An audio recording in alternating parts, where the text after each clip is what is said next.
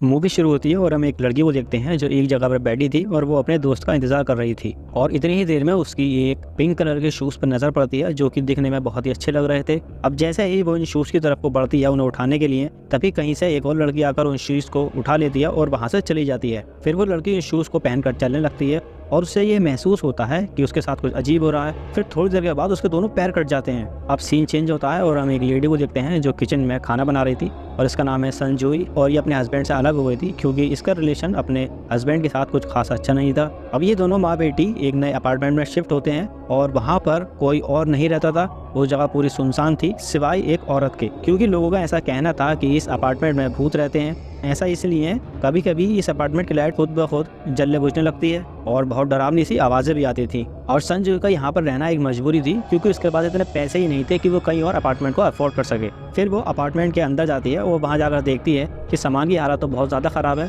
और सारे सामान को रिपेयर होने की ज़रूरत है। फिर वो सोचती है कि किसी रिपेयर करने वाले को बुलाने से अच्छा है मैं खुद ही इसकी रिपेयरिंग शुरू कर दूँ। तो वो एक बल्ब से स्टार्टिंग करती है और उसे रिपेयर करना शुरू करती है और इतने में ही वो बल्ब ब्लास्ट हो जाता है और उसका एक शीशा इसकी आंख में आकर चुभता है। फिर वो डॉक्टर के पास जाती है अपने चेकअप के लिए और ये डॉक्टर इसकी दोस्त है। और हमें यहाँ पर ये भी पता चलता है कि संजय खुद भी एक डॉक्टर है और उसका यहाँ पर एक क्लिनिक बन रहा है। अब सीन चेंज होता है और संजय स्टेशन पर खड़ी हुई ट्रेन का इंतजार कर रही होती है और तभी उसको वही पिंक शूज दिखाई देते हैं जो कि हमने मूवी के शुरू में देखे थे और ये दिखने में बहुत प्यारे लग रहे थे। और फिर संजय इधर उधर देखती है कि कहीं कोई है तो नहीं, लेकिन आसपास देखने के बाद उसे वहाँ पर कोई नजर ही नहीं आता। तो वो शूज़ को उठा लेती है और उन्हें अपने साथ अपने घर ले आती है और फिर वो इन शूज़ को पहन लेती है और पहनने के बाद उसे कुछ अजीब सा महसूस होता है।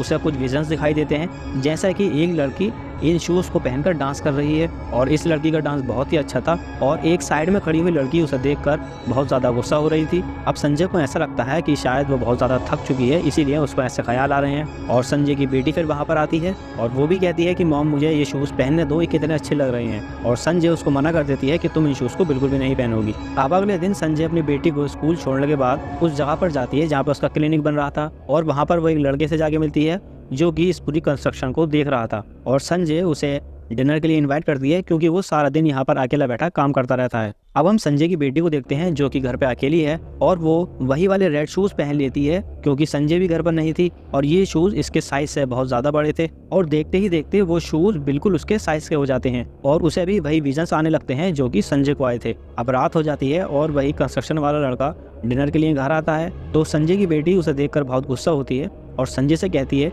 कि आखिर ये कौन है, आप मेरे डैड के साथ क्यों नहीं रहती। अब इस बात पर संजय को बहुत गुस्सा आ जाता है और वो अपनी बेटी को डांट कर उसे वहाँ से चले जाने को कहती है। और फिर वो उस लड़के को बताती है कि उसके हस्बैंड के साथ बनती नहीं है, इसलिए वो दोनों अलग रहते हैं। और फिर उस लड़के की नज़र भी उन्हीं रेड शूज़ पर पड़ती है जो कि संजय अपने साथ घर लेकर आई थी। उस लड़के को भी ये शूज़ बहुत ज़्यादा अच्छे लगते हैं जबकि वो तो एक लड़का था। और अब सीन चेंज होता है और हम देखते हैं कि वही सारे विजन्स संजय को अब नींद में भी आने लगते हैं। उसे एक कपल दिखाई देता है जो कि शादी के जोड़े में था और फिर उसे उसकी बेटी दिखाई देती है जो कि बिल्डिंग से जंप लगा रही होती थी और जैसे ही वो उसे रोकने जाती उसके पाँव कट जाते थे। अब संजय इन विजन से बहुत ज़्यादा घबरा जाती है। अब संजय को ये बात समझ में आ जाती है कि इन शूज़ के साथ कुछ ना कुछ तो गड़बड़ है और जब भी उसकी बेटी इन शूज़ को ट्राई करने लगती थी तो संजय उसे डांट कर मना कर दिया करती थी। अब संजय की एक डॉक्टर फ्रेंड उसके घर आती है और इस लड़की की नज़र भी उन रेड शूज़ पर पड़ती है जिसे देखकर ये भी हिप्नोटाइज हो जाती है और इसे बहुत अच्छे लगते हैं। अब जैसे ही संजय उससे दूर जाती है वो डॉक्टर उन जूतों को चुराकर वहाँ से भाग जाती है। अब इन जूतों में ऐसा क्या था जो एक दोस्त अपनी दोस्त के साथ धोखा करने के लिए तैयार हो गई। अब जब वो उन शूज़ को पहनकर चल रही थी तो उसे ऐसा लगता है कि कोई उसका पीछा कर रहा है और तभी कोई आदमी एकदम उसका चेहरा पीछे से पकड़ता है और उसे इतनी जोर से दबाता है कि उसकी आंखें बाहर आ जाती हैं और उसे उठाकर एक सामने वाली दुकान में फेंक देता है जिसकी वजह से उसकी मौत हो जाती है। और इन जूतों की वजह से उसके पैर भी कट चुके थे और वो पिंक शूज़ भी वहाँ से गायब हो जाते हैं। और जब पुलिस को इस सब के बारे में पता चलता है तो वो उस लेडी की बॉडी को अपने साथ ले आते हैं और वो संजय को पूछताछ के लिए बुलाते हैं क्योंकि वो आखिरी बार उसी के घर पे आके मिली थी। पुलिस इस केस को मर्डर केस समझ रही थी। अब संजय जब पुलिस स्टेशन पहुंचती है तो वहां जाकर वो कुछ तस्वीरें देखती है और उसे ये बात पता चलती है कि इस तरह से तो पहले भी काफ़ी सारी मौतें हो चुकी हैं। और ये सब कुछ देखने के बाद उसे कुछ समझ नहीं आता कि ये सब क्या हो रहा है। तो वो घबराते हुए अपने घर पर वापस आ जाती है और घर आकर वो देखती है कि उसकी बेटी के पास वही पिंक शूज़ थे जो कि उसकी फ्रेंड चुरा कर भाग गई थी। तो फिर ये यहाँ पर कैसे आ गए। वो बहुत गुस्से से अपनी बेटी से पूछती है और अपनी बेटी से वो उन शूज़ को छीन लेती है और जाकर उन्हें डस्टबिन में फेंक देती है,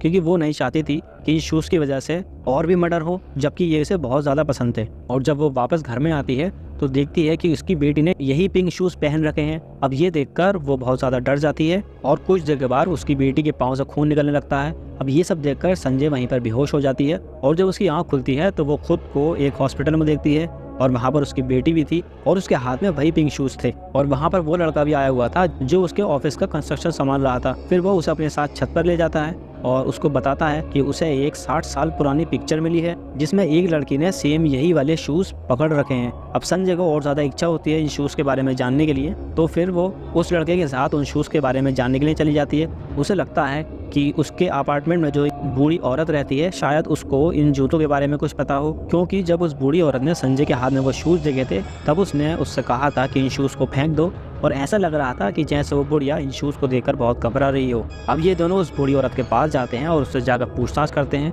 लेकिन वो बूढ़ी औरत इतनी ज़्यादा डरी हुई होती है कि इन दोनों को कुछ बताती ही नहीं। लेकिन फिर जब ये दोनों बहुत ज़्यादा रिक्वेस्ट करते हैं तो वो बुढ़िया बोलना शुरू करती है। वो बताती है कि जब वो जवान थी तो वो एक लड़की जिसका नाम योगी था उसके घर काम किया करती थी और वो एक लड़की डांसर थी और वो एक लड़की से बहुत ज़्यादा नफरत करती थी और उससे बहुत जलती थी। उस लड़की का नाम कायको था और उसका एक दोस्त था जो उसका बहुत ख्याल रखता था और यही वजह थी कि ओय को उससे इतना जला करती थी। फिर एक दिन कायको ने उस लड़की को वही पिंक शूज़ गिफ्ट किए और इन शूज़ को देखकर उस डांसर के मन में भी ऐसा ख्याल आया कि उसे भी वही वाले शूज़ चाहिए और फिर उसने कायको को अपनी चालों में फंसाना शुरू किया और वो लड़का उसकी चाल में फंस भी गया था। लेकिन एक दिन कायको ने इन दोनों को एक साथ देख लिया और इन्हें देखकर वो चली गई और फिर उसका दोस्त भी उसके पीछे उसको मनाने के लिए आया और जब डांसर ने ये सब कुछ देखा तो उसे बहुत गुस्सा आया। उसने ये सोचा कि ये अभी भी उसके चक्कर में ही है और फिर उसने कायको को मार दिया और उसके पाँव भी काट दिए और उन पिंक शूज़ को उठाकर जोर जोर से हंसने लगी और कायको का दोस्त भी इसमें शामिल था और ये बूढ़ी औरत भी वहीं पर थी और इसने सब कुछ देख लिया था।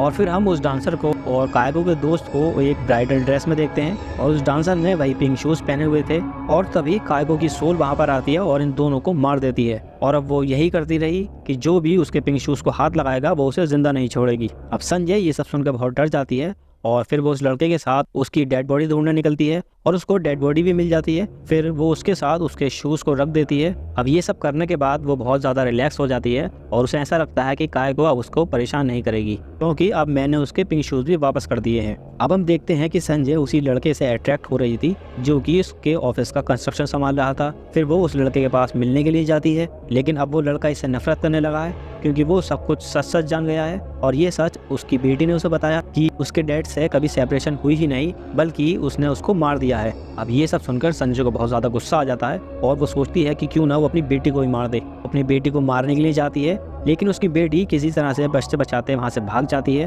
एक स्टेशन पे आ जाती है और संजय भी वहाँ पर आ जाती है। और जब वो अपनी बेटी को मारने ही वाली होती है और उसे ये एहसास होता है कि ये वो खुद नहीं है जो अपनी बच्ची को मारना चाहती है, ये तो कायको की सोल है जो उस लड़की को मारना चाहती है क्योंकि उसने कई बार उन पिंक शूज़ को पहना था और अब फिर से उस छोटी बच्ची के हाथ में वो पिंक शूज़ आ जाते हैं। अब संजय इन सब बातों से बहुत ज़्यादा डर जाती है और फिर वो कायको से कहती है कि तुम हमारा पीछा क्यों नहीं छोड़ती, हमने तो तुम्हारे शूज़ भी वापस कर दिए हैं। और फिर एकदम से उसके सामने कायको की आत्मा आ जाती है जो कि दिखने में बहुत ज़्यादा डरावनी लग रही थी और उसे बताती है कि तुम में ओकी है, यानी कि तुम पहले वो ओकी डांसर हुआ करती थी और इसीलिए वो बूढ़ी औरत भी इसी से डरा करती थी और वो तुम ही हो जिसने अपने हस्बैंड, अपनी दोस्त और उस लड़के को मारा और अब तुम ही अपनी बेटी को मारने जा रही हो। यानी कि ये कायको नहीं थी बल्कि वही डांसर थी जिसकी जलन इतनी हद तक पहुंच गई थी कि वो किसी को छोड़ ही नहीं रही थी। तो बस दोस्तों, मूवी में